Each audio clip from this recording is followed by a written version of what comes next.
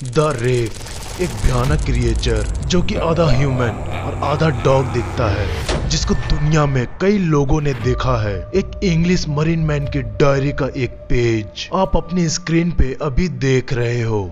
इसमें उसने एक ऐसे क्रिएचर के बारे में डिस्कस किया है जो कि उसके बेडरूम में आया था, जिससे कि ये मरीन मैन पूरी तरह से टेरराइज हो गया था और ये लाइंस उसके डायरीज में पाया गया था।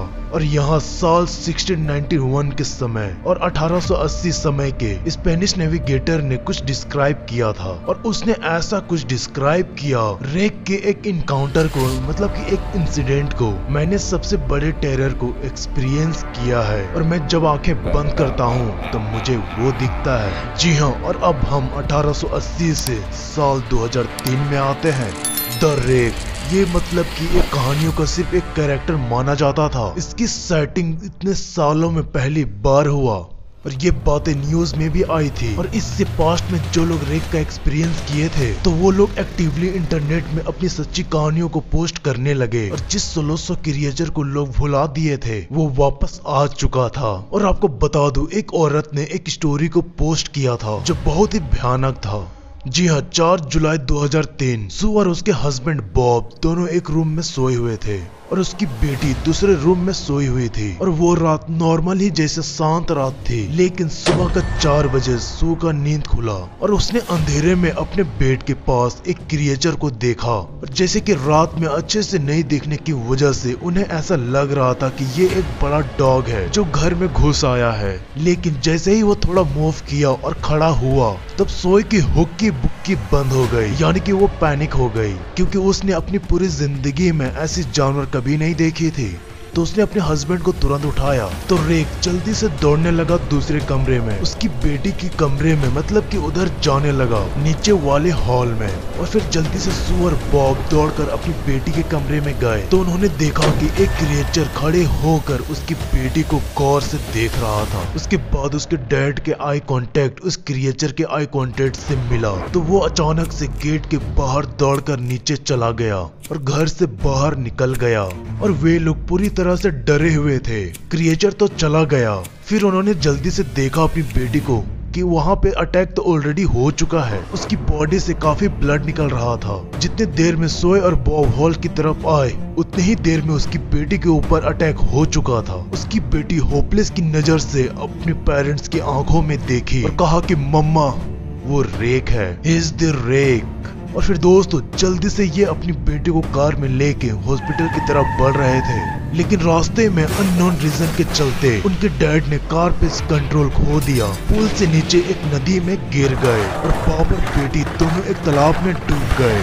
लेकिन किसी तरह से उनकी माँ बच गई और तालाब से बाहर आ गई। उसके बाद सू को ये यकीन हो गया, ये कार का डूबना और बैड लक ये रेक नहीं लाया है, और इस रेक की वजह से ये सब घटना हुआ। उसके बाद उसने ये डिसाइड किया कि वो नहीं रुकेगी जब तक ये पता न चल जाए कि उस रात को वहाँ पर कौन था। उसके बाद उसने इंटरनेट पे काफी ज्यादा सर्च की और फिर पता चला कि वो सिर्फ उसके साथ ही नहीं बल्कि बहुत सारे लोग के साथ ये घटना हो चुकी है, जिसमें कि एक बड़ा डॉग जैसा क्रिएचर जो पूरी तरह से हेयरलेस होता है, वो घर के अंदर चुपके से एंटर करता है। इसके बाद ना जाने उसके मन में एक थॉट आ रहा था कि रेक एक न एक दिन उसके बेडरूम में वापस जरूर आएगा। तो दोस्तों उसने फिर रात को सोने से पहले एक टेप रिकॉर्डर ऑन करके सोना शुरू कर दी और महीनों तक कुछ भी नहीं हुआ। पर दोस्तों एक रात की टेप रिकॉर्डिंग में उसे वही आवाज सुनाई दी जो 99% सिमिलियर था, और वो उसी हॉरिफिक रात की आवाज थी जो उसी हॉरिफिक रात में सुनी थी जिस रात अपनी पति और बेटी को खोया था। इसका मतलब वो रेक एक बार फिर से उसके बेडरूम में आया था। और सू ने उस रात को रेक को तो देखा नहीं, लेकिन ऑडियो सुनकर यही प्रतीत हो रहा था। उसके बाद रेक उसे फिर कभी नहीं दिखा, लेकिन वो अपनी फैमिली के बर्बाद होने के कारण वो उसी रेक को मानती है। लेकिन वो आज भी यही मानती है कि गलती से कभी रात में अगर अपनी आंख खोली तो वो उसी रेक को देखेगी। और वो ये अपनी एक्सपीरियंस को इंटरनेट पे शेयर की, और उसने बहुत सारे लोगों को ये सजेशन दी कि रात को सोने से पहले अपने घर के सारे रूम दरवाजे चेक जरूर कर लेना।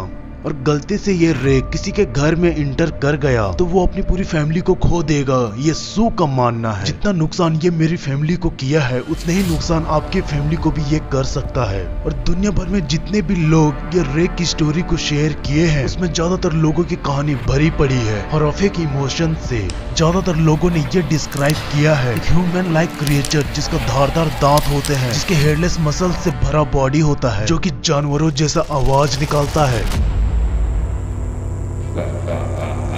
जिसके बॉडी की शेप बहुत अजीब तरीके से डिस्टॉर्टेड होता है। और कुछ लोग ये दावा करते हैं कि ये जिनके घर में गया है वो ज्यादातर ये नोटिस किए हैं कि जो इंसान जल्दी सोने लगता है तो वैसे ही ये क्रिएचर बेड में बैठकर अपने टारगेट को स्टेयर करता है, यानी कि गौर से देखता है, और फिर जैसे ही वो इंसान जग जाता है तो वो भाग जाता है। लेकिन दोस्तों ये अपना बिहेवियर यानी कि ये ऐसा करता ही क्यों है, घूरने और भागने वाला स्टाइल, और आखिर ये आता कहाँ से है, ये जवाब आज तक किसी ने दिया नहीं और ना किसी के पास है। और ये जंगल में छुपा होता है और बहुत लोगों का ये मानना है कि जंगल में इनकी बहुत बड़ी सिविलाइजेशन है जो कहीं सीक्रेटली एग्जिस्ट कर रही है। बिगफुट, येटी, मॉथमैन, द रेक, ये सब एक ऐसे क्रिएचर्स हैं जिसकी सेटिंग्स तो होती रहती है, लेकिन बहुत लोगों को नहीं पता कि ये क्रिएचर्स इंसानों से छुप कर रहते ही क्यों हैं और रेयरली ही इनकी साइटिंग्स क्यों पाई जाती है। क्या दोस्तों आपको क्या लगता है, इनकी कोई दुनिया है या फिर अपनी छुपी हुई कोई दुनिया अपने भारत के अंडमान निकोबार के आइलैंड में मौजूद नॉर्थ सेंटिनेल आइलैंड के बारे में जैसे कि आप जानते होंगे, यहाँ आज भी इंसानों की ऐसी सभ्यता रहती है जो मॉडर्न एज और टेक्नोलॉजी से बिल्कुल अनजान है और ये अपने ही प्रिमिटिव वर्ल्ड में रहते हैं, इसलिए यहाँ पे जाना रिस्ट्रिक्शन है यानी प्रोहिबिटेड है। और इन लोगों से कांटेक्ट करना बहुत ही ज्यादा खतरनाक माना जाता है क्योंकि इनके अंदर वायलेंस एंड एग्रेशन है और टेक्नोलॉजी के एरा से कट के प्रिमिटिव एरा से आगे इन्होंने कभी जिंदगी में देखा ही नहीं। तो दोस्तों क्या वैसे ही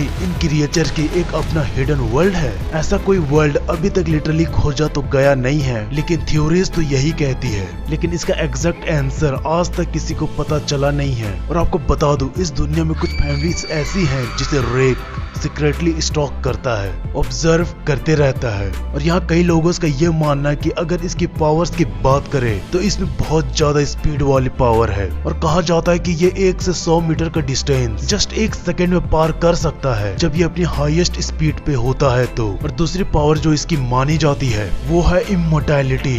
बताया जाता है कि ये रेक इमोर्टल है। अगर दोस्तों ये एक सीक्रेट सिविलाइजेशन है तब इसके जितने भी क्रिएचर्स हैं तो वे इमोर्टल है। और अगर आप इसकी घटना के बारे में जानना चाहोगे यानी कि आप रिसर्च करना चाहोगे तो आपको यहाँ पे मिल जाएगा 2006, 2003, 1964 की घटना मिल जाएगी। वैसे दोस्तों आप सबकी राय क्या है हमें कमेंट में जरूर बताइएगा। और अगर ये वीडियो पसंद आती है तो इस चैनल को सब्सक्राइब जरूर कर लेना। और कहा जाता है कि जब 1964 में इसे एक इंसान ने देखा था तो वो आत्महत्या कर लिया था। जी हाँ दोस्तों, वो कह रहा था कि वो इस दुनिया में एक दिन भी और नहीं रह सकता, इसलिए बोल दिया गुड बाय। ऐसे बहुत सारे आर्टिकल्स है जो आपको इंटरनेट पे मिल जाएगी। फिर दोस्तों हम मिलते हैं अगली वीडियो में, तब तक के लिए बाय, जय हिंद।